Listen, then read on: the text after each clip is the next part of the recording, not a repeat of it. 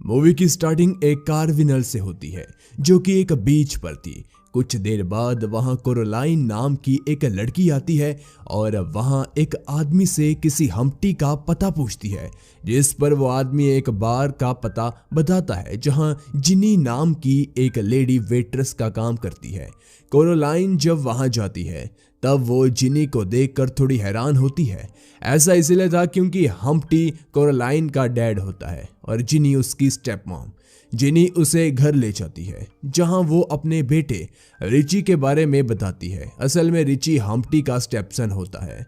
वहीं जब हम्प्टी घर आता है तब वो कोरोलाइन को देखकर गुस्सा हो जाता है क्योंकि कोरोलाइन ने उसकी मर्जी के बगैर एक गैंगस्टर से शादी करी थी, लेकिन अब वो उस गैंगस्टर के साथ खुश नहीं है। इसलिए उससे बचने के लिए वो यहाँ आ गई और वो गैंगस्टर इसीलिए उसके पीछे था क्योंकि उसे लगता है कि कोरोलाइन ने उसके खिलाफ पुलिस को सबूत दिए हैं।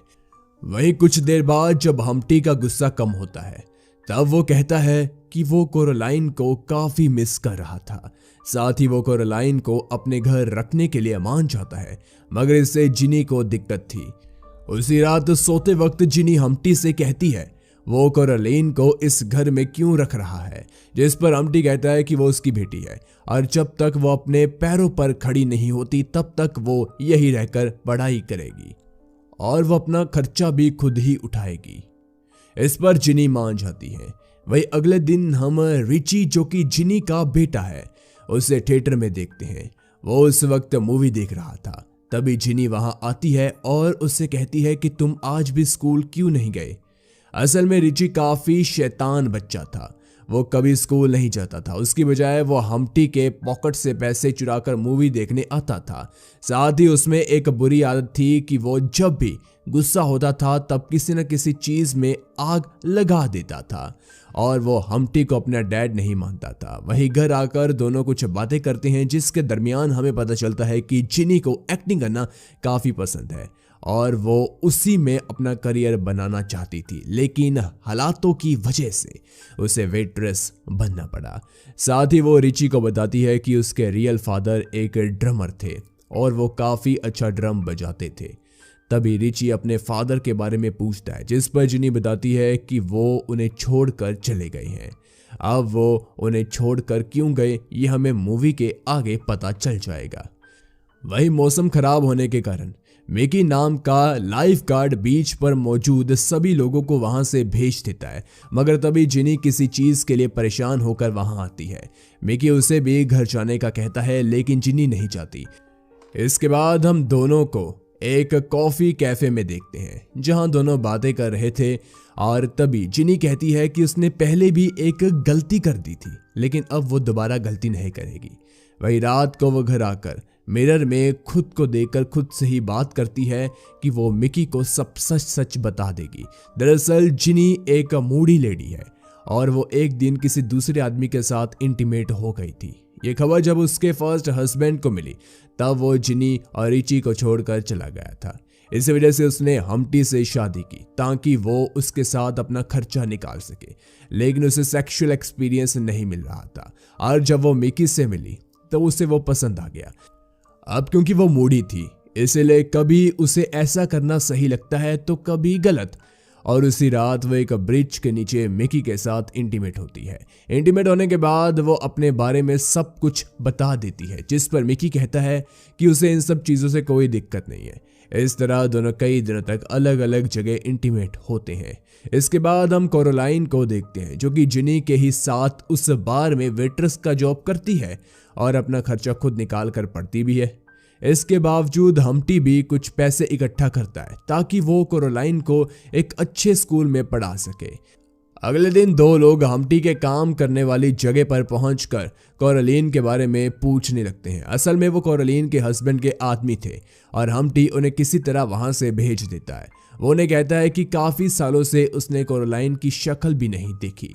उसी शाम जिनी और मिकी इंटीमेट होते हैं, जिसके बाद जिनी मिकी के बारे में अपनी एक दोस्त को बताती है और वो कहती है कि मिकी भी उसे पसंद करता है, जो कि जिनी की एक गलत फहमी थी। वही अगले दिन जिनी और कोरोलाइन कहीं जा रहे थे, तभी उनकी मुलाकात मिकी से होती है और उसी वक्त मिकी को कोरोलाइन पसंद आ गई थी। नेक्स्ट डे कोरलीन मिकी से मिलने के लिए बीच पर आती है, क्योंकि पिछली मुलाकात में जिनी ने कोरलीन को बताया था कि मिकी बीच का एक लाइफ गार्ड है। तभी मिकी कोरलीन को एक बुक देता है पढ़ने के लिए। वही अपना काम खत्म करके जब दोनों घर जा रही थी, तभी कोरलीन जिनी को मिकी के बारे में बताती है कि आज वो उससे मिली थी और मिकी उससे अट्रैक्टिव लगा था। यह सुनकर जिनी थोड़ी वायरड हो जाती है और रात को डिनर के बाद प्लेट्स ना धोने के लिए कोरलीन को डांटती है। इसके बाद हम जिनी को मिकी के घर देखते हैं, जो कि मिकी को कोरलीन से मिलने के लिए मना करती है। कुछ देर बाद मिकी हमें बताता है कि वो कोरलीन को पसंद करता है और जिनी के साथ वो सिर्फ टाइम पास कर रहा है। उसे कोरलीन पहले दिन ही पसंद आ गई थी। वही उस दिन बारिश में ही कोरलीन बाहर जा रही थी, लेकिन तभी लकीली मिकी उसे मिल जाता है, जो कि उसे लिफ्ट देता है। और कार में कोरलीन अपने बारे में उसे बता देती है कि उसकी शादी एक गैंगस्टर से हुई थी और अब वो उससे बच के भाग रही है। कुछ देर में मिकी उससे फ्लर्ट भी करने लगता है। उसी रात हम हम्टी के घर में एक पार्टी देखते हैं, जो कि जिनी के 40वें बर्थडे की थी। वही जिनी अपनी बढ़ती एज से खुश नहीं थी और क्योंकि उसे माइग्रेन था, इसलिए वो काफ़ी पिल्स का यूज़ करती थी। तभी कोरलाइन उसके पास आकर मिकी के बारे में बताती है कि आज उसने मिकी से बात करी थी और मिकी ने उससे फ्लर्ट करने की कोशिश करी थी। यह सुनकर जिनी को काफ़ी गुस्सा आता है और वो कोरलीन से कहती है मिकी की एक गर्लफ्रेंड है, इसलिए तुम उससे दूर रहो। इसी दौरान जिनी को एक कॉल आता है, जिसमें एक आदमी ने रिची की कंप्लेंट करी थी कि आज फिर उसने कहीं आग लगा दी है। इसीलिए अगले दिन वो उसे एक साइकोथेरेपिस्ट के पास लेकर जाती है और वो ये बात हम्टी को भी बताती है। साथ ही वो साइकोथेरेपिस्ट को देने के लिए हम्टी से पैसे भी मांगती है, लेकिन हम्टी पैसे देने से मना कर देता है, क्योंकि वो साइकोथेरेपिस्ट को पैसे देना पैसे की बर्बादी समझता है। इसीलिए वो जिनी से कहता है कि उसके पास पैसे नहीं है, मगर जिनी को पता था कि हम्टी कोरलीन के लिए पैसे सेव कर रहा है, इसीलिए वो उससे वहीं पैसे मांगती है, लेकिन हम्टी पैसे देने से मना कर देता है। जिसके बाद हम जिनी को मिकी के साथ देखते हैं, जो कि उससे कोरलीन के बारे में पूछती है कि क्या तुम उससे फ्लर्ट कर रहे थे, जिस पर मिकी कहता है कि उसने बस उसकी तारीफ करी थी। जिसका जवाब देते हुए जिनी मिकी को कोरलीन से मिलने के लिए मना करती है और घर जाकर वो हम्टी के बॉक्स से पैसे चुरा लेती है। वही हम देखते हैं कि रिची पर उस साइकोथेरेपिस्ट का कुछ भी असर नहीं हुआ था। वो उल्टा उसके ऑफिस में मौजूद डस्टबिन को ही जला देता है। जिसके बाद जिनी उन पैसों से महंगी घड़ी खरीद कर मिकी को गिफ्ट कर देती है, मगर मिकी उससे लेने से मना कर देता है, जिससे जिनी फ्रस्ट्रेट होकर वो घड़ी ही फेंक देती है। वही घर आकर वो देखती है कि हम्टी रिची को उन पैसों के लिए डांट रहा था। तभी जिनी कबूल करती है कि उसने ही पैसे चुराए थे, लेकिन वो झूठ बोल देती है कि उसने वो पैसे साइकोथेरेपिस्ट को दे दिए। इस बात को लेकर फिर से दोनों में बहस होने लगती है। इसी बीच कोरलाइन घर आती है और वो कहती है कि उसे आज मिकी के साथ एक रेस्टोरेंट में डेट पर जाना है। उसी शाम जब जिनी अपने बार जाती है, तब वो कोरलीन के हस्बैंड के आदमी को वहां देखती है, जो कि वहां एक वेट्रेस से कोरलीन के बारे में पूछ रहा था। और उस लेडी से बात करने पर जिनी को पता चलता है कि उसने कोरलीन के बारे में उन्हें बता दिया है। इसलिए जिनी जल्दी जाकर टेलीफोन बूथ से वहां कॉल लगाती है जहां कोरलीन गई थी। और जब वहां का ऑनर कॉल पिक करता है, तब एकदम से जिनी चुप हो जाती है। वह उससे कुछ बताती नहीं कि उसे कोरलीन से बात करनी है। वही डेट खत्म होने के बाद जब कोरलीन उस रेस्टोरेंट से निकलती है, तब एक कार उसके पीछे लग जाती है और सीन यहीं कट हो जाता है। अगले दिन हम्टी मिकी के घर कोरलीन के बारे में पूछने जाता है। वो बताता है कि कल शाम से कोरलीन घर नहीं आई और मिकी से पूछने पर भी उसे पता नहीं चलता कि कोरलीन कहाँ है।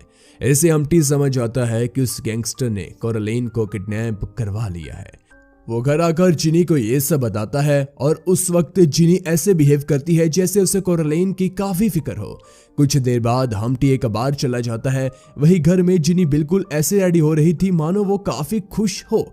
तभी वहां मिकी आता है और कोरलीन के बारे में पूछता है, लेकिन जिनी ऐसे बिहेव करती है जैसे सब नॉर्मल है। तभी मिकी बताता है कि जिनी चाहे तो कोरलीन को बचा सकती थी, लेकिन उसने जानबूझकर उसे किडनैप होने दिया और इसके बावजूद जिनी को कोई गिल्टी नहीं था कि उसने अपनी बेटी के साथ ऐसा किया। वही शाम को जब हम्टी घर आता है तब वो जिनी के फेस पर कोरलीन को लेकर थोड़ी सी भी फिक्र नहीं दिखता। वो सिर्फ रिची के बारे में ही बात कर रही थी। असल में जिनी कोरलीन को कभी पसंद नहीं करती थी क्योंकि वो उसकी स्टेप मॉम थी और उसके पीछे एक गैंगस्टर पड़ा था, जिससे उसे लगता है कि उस गैंगस्टर की वजह से रिची को भी कोई प्रॉब्लम आ सकती है। साथ ही कोरलीन उसके और मिकी के बीच आ रही थी, जिस वजह से उसने उस वक्त रेस्टोरेंट के ऑनर को नहीं बताया कि वो कोरलीन को कॉल पर बुलाए और वो उसे अलर्ट कर सके। वही मूवी के लास्ट कुछ सीन में हमें दिखाया जाता है कि जिनी का मूडी होना कितना बढ़ गया था। वो कभी शांत रहती तो कभी एकदम से गुस्सा हो जाती। वही मूवी के लास्ट सीन में हम रिची को देखते हैं जो कि फिर एक बार आग लगाकर अपने अंदर की फ्रस्ट्रेशन निकाल रहा था और मूवी यहीं खत्म हो जाती है। देखिए अब क्योंकि रिची ने अपने रियल फादर को कभी भी नहीं देखा था और हम्टी भी उसे प्यार नहीं दे पा रहा था, तो हो सकता है कि रिची इसी वजह से इतना ज्यादा फ्रस्ट्रेटेड होता हो। यार मूवी नेम आपको डिस्क्रिप्शन में मिल जाएगा। गाइस अगर वीडियो पसंद आई हो तो वीडियो को लाइक कीजिए, चैनल को सब्सक्राइब जरूर कीजिए, नोटिफिकेशन भी ऑन कर लीजिए ताकि ऐसी वीडियोस आपको मिलती रहे सबसे पहले। Thanks for watching.